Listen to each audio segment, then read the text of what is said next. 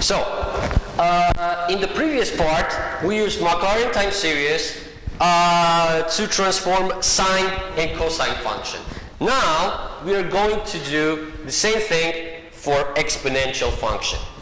So, let's just say that rho of x is e to the power of x. In this case, all the substitutions are fairly simple because e to the power of 0, the point of expansion, is simply equal to 1. And rho to the power of x is equal to rho prime to the power of x is equal to rho piece to the power of x, as well as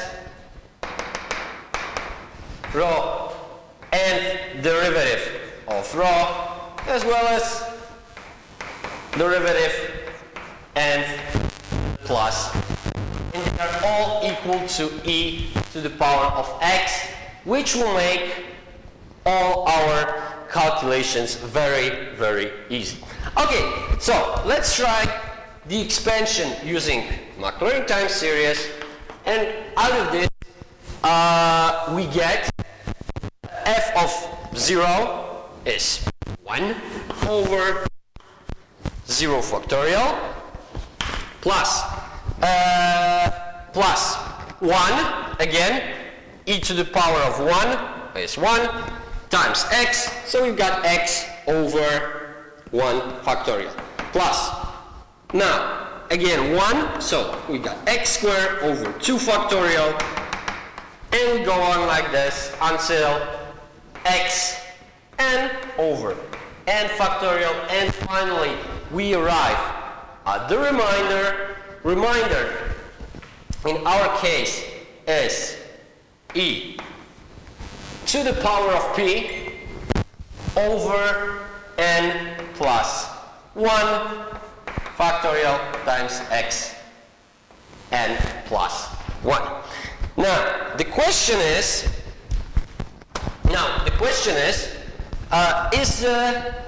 the reminder approaching 0 as n goes to infinity?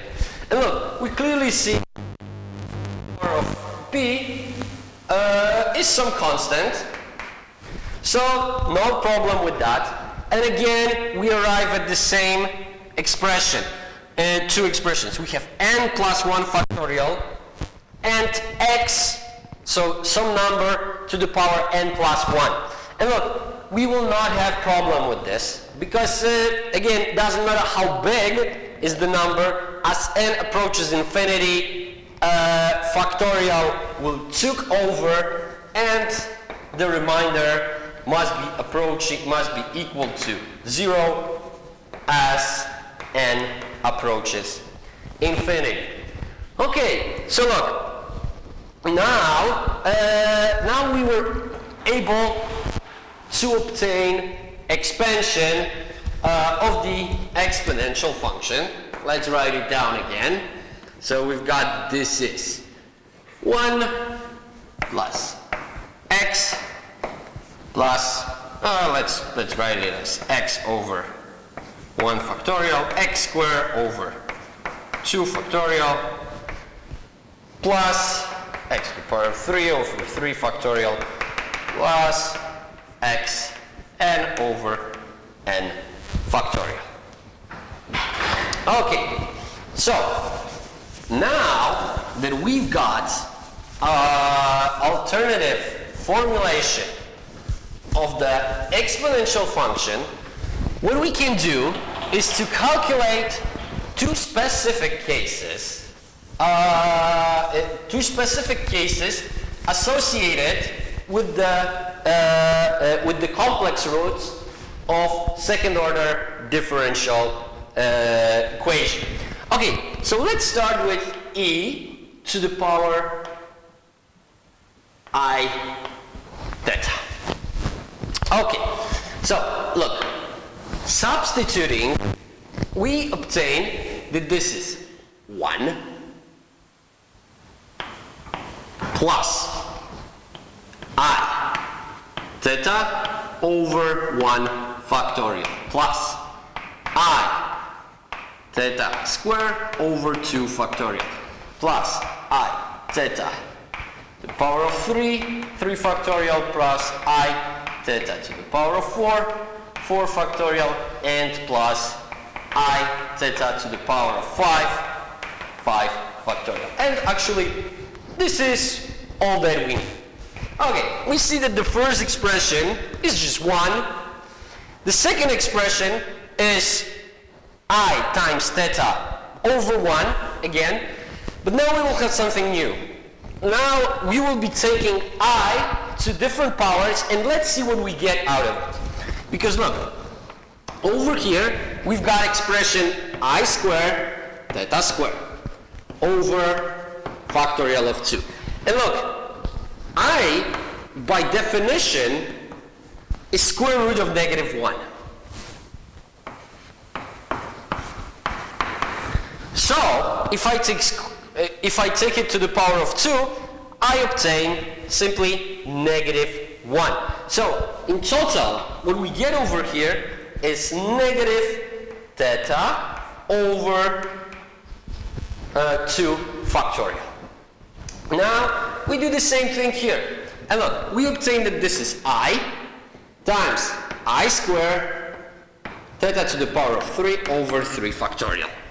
Now, again, this will turn into -1. I stays the same, so we've got that this is negative theta to the power of 3 over 3 factorial times I.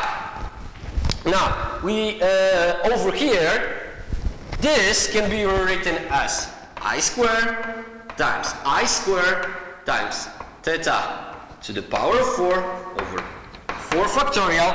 Now, out of this we obtain -1. Out of this, -1 times -1 is +1.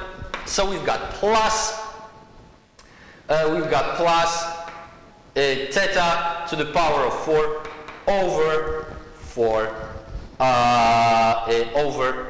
factorial.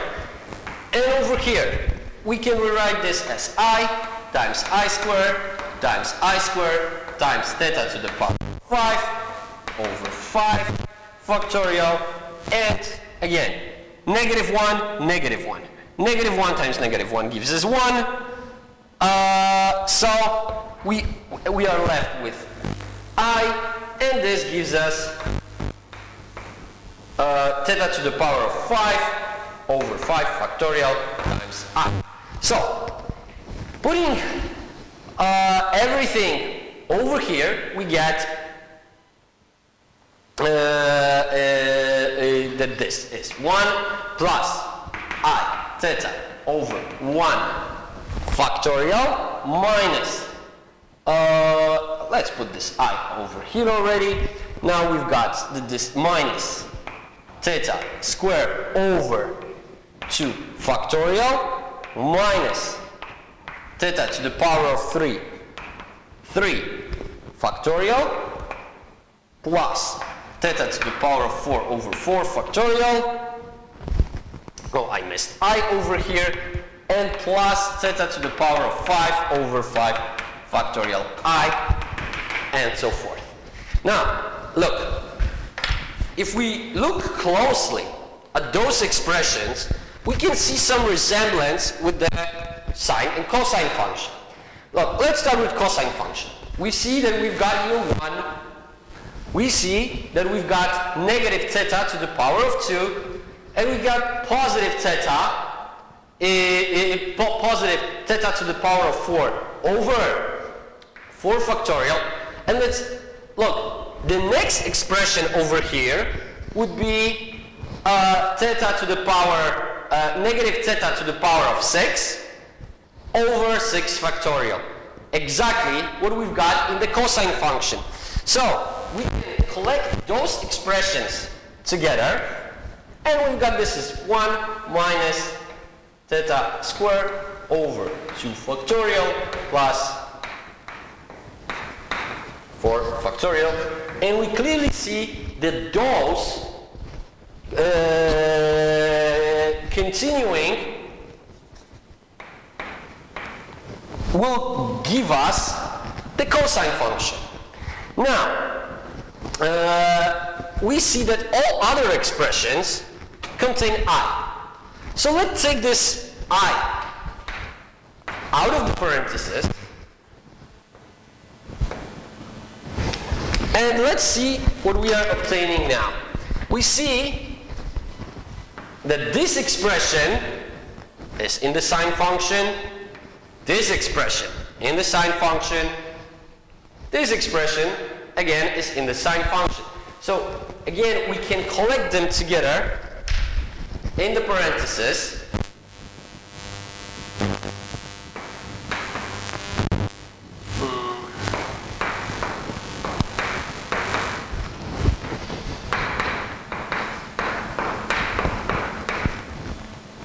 And look, here the next expression we said would be negative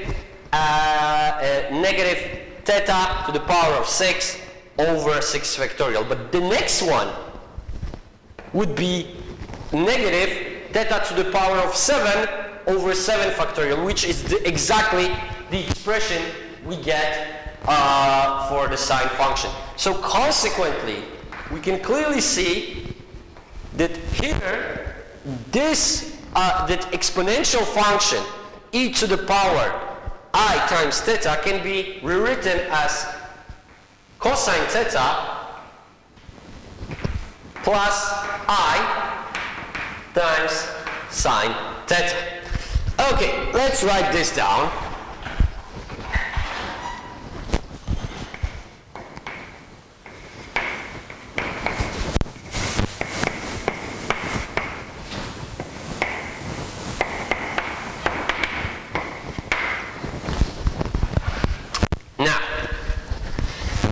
We can do the same thing for our second expression of interest. Our second expression of interest was e to the power negative I theta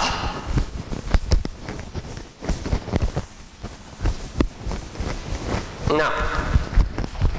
Look, again, we are doing the expansion as before. So we start with 1, then we've got minus theta. We substitute for I theta for x. So we've got over 1 I. Okay, and then we go on. We get that this is negative I theta squared over 2 factorial plus negative I theta to the power of 3 over 3 factorial plus negative I theta to the power of 4 factorial plus negative I theta to the power of 5 over 5 factorial. Okay, now let's do the same thing. So let's rewrite all these expressions.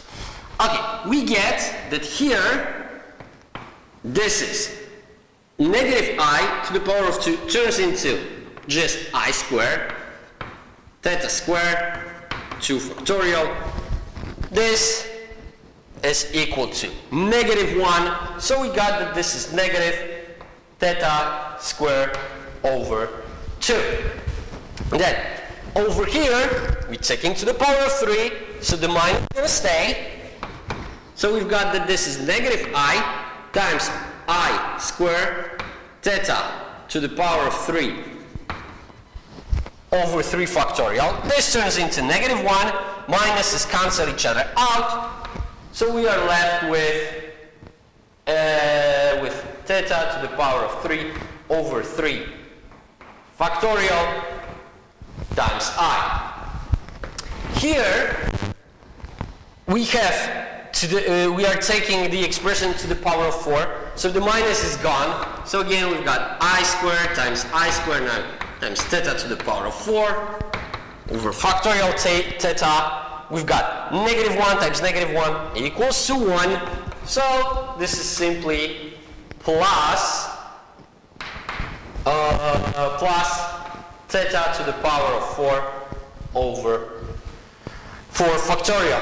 And finally, over here, to the power of 5, so minus I at the beginning, times I squared, times theta to the power of 5, over 5 factorial, -1, -1, so multiplied by each other, they give 1, so we've got negative theta to the power of 5 over 5 factorial times I.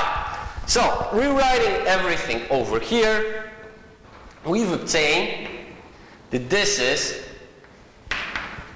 1 minus theta over 1 factorial I minus theta squared over 2 factorial plus theta to the power of 3 over 3 factorial I plus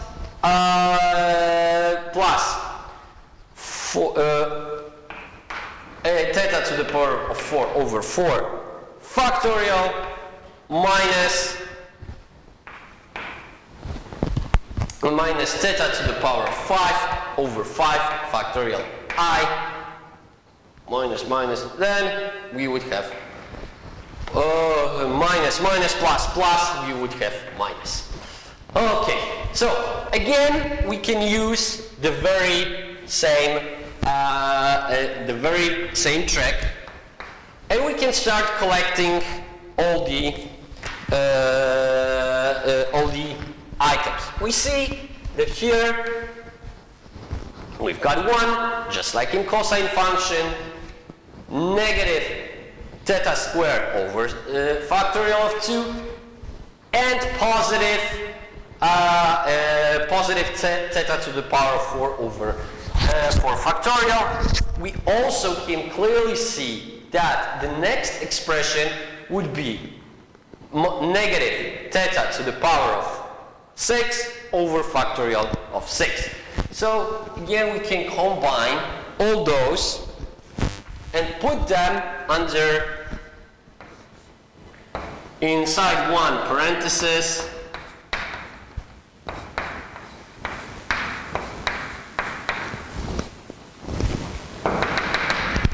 to obtain expression with cosine. This time there will be one difference, because look, expressions associated with sine have opposite signs to the ones we see in the expansion. So the case here is that we should take out negative I, and then inside we will have theta over 1 factorial I minus theta to the power of 3 factorial plus theta to the power of 5 over 5 factorial. Next one, right after the next one there would be negative theta to the power, here would be positive theta to the power of 7 over 7 factorial and consequently here it would be with minus. So look, again we can simply rewrite this function as the sum of cosine theta, this time minus I sine theta. Now, again, we can rewrite the second relationship. We've got that e to the power negative I theta is equal to cosine theta minus I sine theta. Those two that you see, those two relations that you see over here are called Euler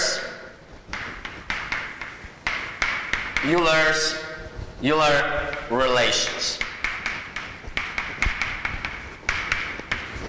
And what we can see here is that actually Euler's relation allow us to transform exponential functions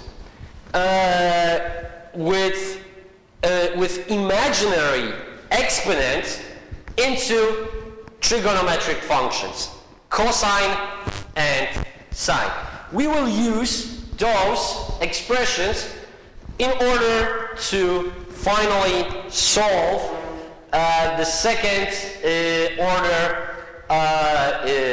order differential equations. Think.